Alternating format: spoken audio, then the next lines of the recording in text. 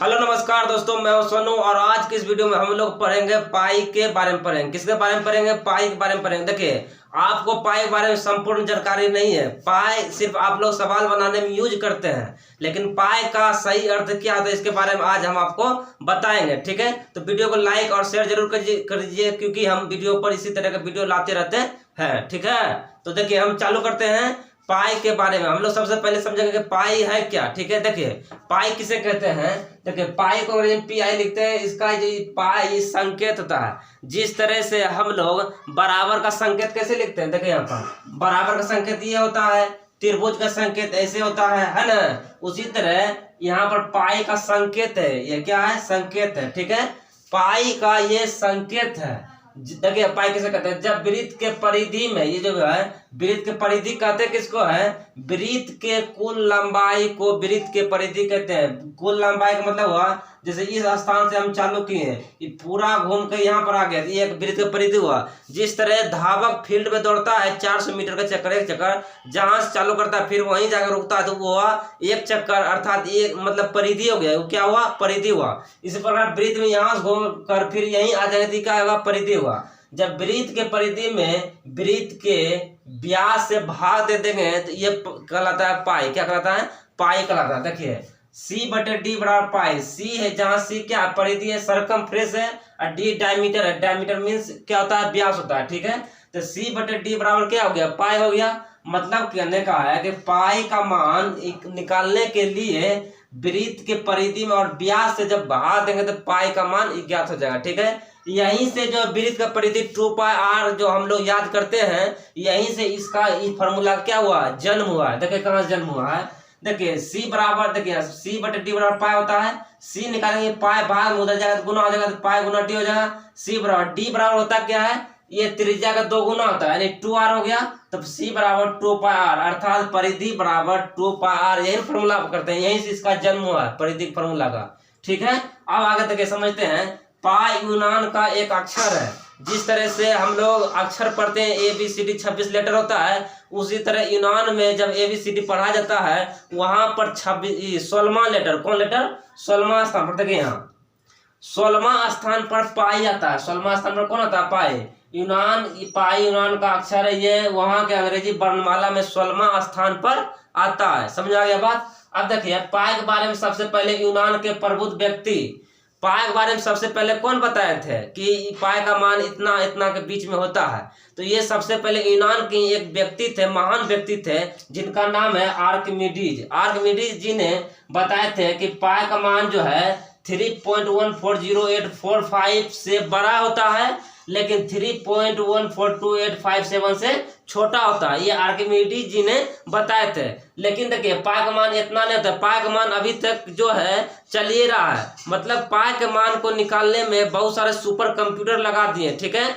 लेकिन फिर भी पाई का मान अभी तक परिकलित नहीं हुआ है। बहुत सारे वैज्ञानिक गुजर गए, लेकिन पाई का मान अभी तक पूरा कंप्लीट एग्जैक्ट मान नहीं निकला है। ठीक है, देखिए यहाँ पर आगे बढ़ते हैं। पाई के बारे में सबसे पहले यूनान के प्रबुद्ध व्यक्ति आर्किमिडीज ने बताए थे। अब देखिए भारत के महान गणितज्ञ आर्यभट्ट जी ने पाई के दशमलव के 4 स्थान तक मात्र में ज्ञात किए थे।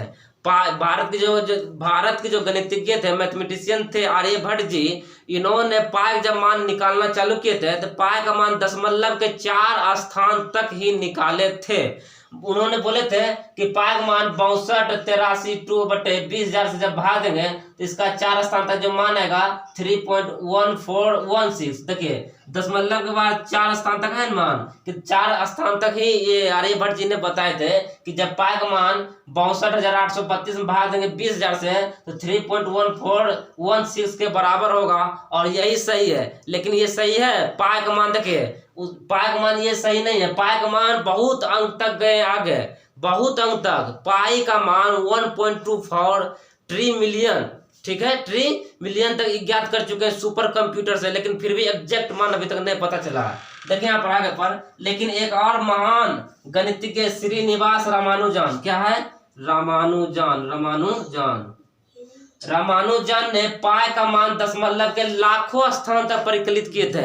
आर्यभट्ट जी कहाँ तक परिकलित किए थे? दशमलव के बाद 4 स्थान तक परिकलित किए थे। लेकिन वही भारत के ही थे गणितज्ञ श्रीनिवास रामानुजन जी ने दशमलव के बाद लाखों स्थान तक मान परिकलित किए थे। देखिए परिकलित किए थे।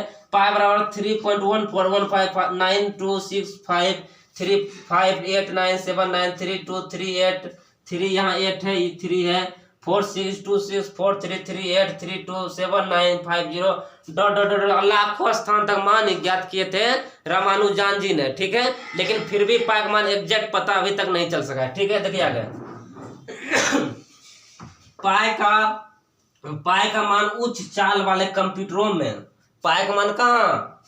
उच्च चाल वाले, लो चाल वाले कंप्यूटर बहुत तरह का होता है जिसमें हाई क्वालिटी है, तो वही उच्च चाल वाले कंप्यूटरों में उन्नत कलन विधियों के प्रयोग करके 1.24 ट्रिलियन से भी अधिक मान ज्ञात कर चुके हैं। लेकिन फिर भी पाई का एग्जैक्ट मान पता अभी तक नहीं चला कि पाई का मान क्या है। हम लोग पाई का मान 22/7 सवाल में यूज करते हैं, वह पाई का मान 22/7 होता नहीं है, वो गलत बात है। पाई का मान 22/7 लेते हैं, वो पाई का सन्निकट मान होता है, उसके नजदीक का मान होता है। एग्जैक्ट मान पाई का मान 22/7 नहीं होता है। अब देखिए हम आगे पढ़ते हैं। पाई एक अपरिमेय संख्या, कौन संख्या? पाई एक अपरिमेय संख्या है, जबकि 22/7 एक परिमेय संख्या है। 22/7 एक परिमेय संख्या है, लेकिन पाई कैसा? एक अपरिमेय संख्या है। पाई का मान 22/7 के बराबर कभी नहीं होगा। पाई का मान देखिए पाई का मान 22/7 कभी नहीं होगा, क्योंकि पाई 22/7 पाई का सन्निकट का मान है, नजदीक का मान है, वो एग्जैक्ट मान है नहीं। ठीक है, इसलिए इसको सवाल बनाने में, व्यवहारिक कार्य के लिए इसको यूज कर लेते हैं। ठीक है, देखिए पाई का दशमलव प्रसार अनवसानी अनावर्ती होता है। अनवसानी अनावर्ती कहने का मतलब हुआ, देखिए यहाँ पर समझाते हैं। देखिए 1.2222 दे देंगे, इसको कहेंगे 2 पर, लेकिन 2 रिपीट हो रहा है, आवृत्ति हो रहा है, अनावृत्ति नहीं, आवृत्ति हो रहा है। क्या हो रहा है? ये अनावृत्ति नहीं, आवृत्ति हो रहा है। लेकिन यही मान जब 1.12345 इसी तरह से बढ़ते जाए और रिपीट भी नहीं होते, तो इसी कहते हैं अनवसानी अनावर्ती। इसलिए इसका पाई का मान 1.24 ट्रिलियन तक कंप्यूटर उच्च कंप्यूटर से कलन विधियों द्वारा मान ज्ञात किए, लेकिन अभी तक एग्जैक्ट मान पता नहीं चला कि पाई के बारे में क्या मान इसका एग्जैक्ट मान है। ठीक है, सब वैज्ञानिक गुजर गए इसका मान निकालते, लेकिन पाई का एग्जैक्ट मान अभी तक नहीं निकला है। अब देखिए यहाँ समझते हैं। पाई का दशमलव प्रसार अनवसानी अनावर्ती होता है। पाई का मान व्यवहारिक कार्यों के लिए 22/7 या 3.14 लेते हैं, व्यवहारिक कार्य के लिए, सवाल बनाने के लिए। ठीक है, 22/7 पाई का सन्निकट मान होता है। कौन मान होता है? 22/7 पाई का सन्निकट मान होता है, नहीं कि एग्जैक्ट मान होता है। समझ में आ गया बात? पाई के बारे में इतना चीज है। और हम समझते हैं कि पाई दिवस भी मनाया जाता है, आपको पता है ना?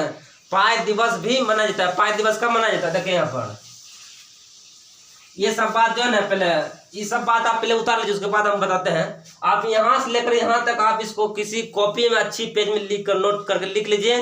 पाई के बारे में इतना जानकारी आपके लिए बहुत ही काफी है, ये संपूर्ण जानकारी यही है। ठीक है, इसको यहाँ से लेकर यहाँ तक उतार लीजिए। हम इधर आ जाते हैं, स्क्रीनशॉट ले लीजिए। ठीक है, उसके बाद हम बताएंगे कि पाई दिवस कब मनाया जाता है। ठीक है, और क्यों मनाया जाता है, इसको लिखिए।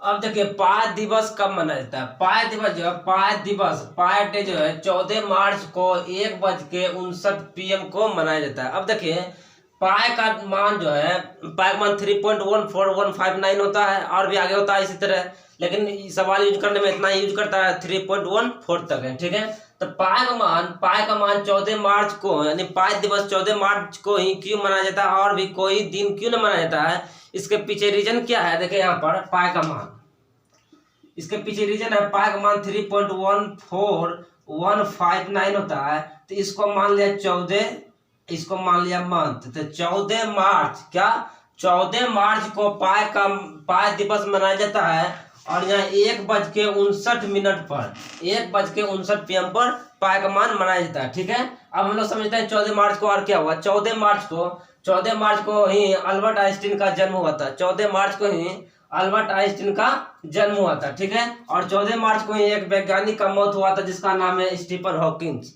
तो स्टीफन हॉकिंस का 14 मार्च को ही क्या हो गया था, मृत्यु हो गया था, और 14 मार्च को ही अल्बर्ट आइंस्टीन का क्या हुआ था, जन्म भी हुआ था। यानी 14 मार्च का 3 घटना, 14 मार्च को पाई दिवस मनाया जाता है, 14 मार्च को जो है अल्बर्ट आइंस्टीन का जन्म हुआ था, और 14 मार्च को ही स्टीफन हॉकिंस का क्या हो गया था, मृत्यु हो गया था। ठीक है, पाई का मान निकालने में बहुत सारे वैज्ञानिक गुजर गए, लेकिन अभी तक पाई का एग्जैक्ट मान पता नहीं चल पाया है। सुपर कंप्यूटर भी फेल हो गए पाई का मान ज्ञात करने में, लेकिन अभी तक पाई का मान कंप्लीट नहीं हुआ। तो ये वीडियो आपको कैसा लगा है, वीडियो को कमेंट सेक्शन में आप बताइएगा, और वीडियो को ज़्यादा से ज़्यादा शेयर कीजिएगा, क्योंकि पाई के बारे में और इसी तरह के इंस्टेंटिव सवाल हम लाते रहेंगे। ठीक है, तो वीडियो को शेयर और सब्सक्राइब जरूर कीजिए। ठीक है।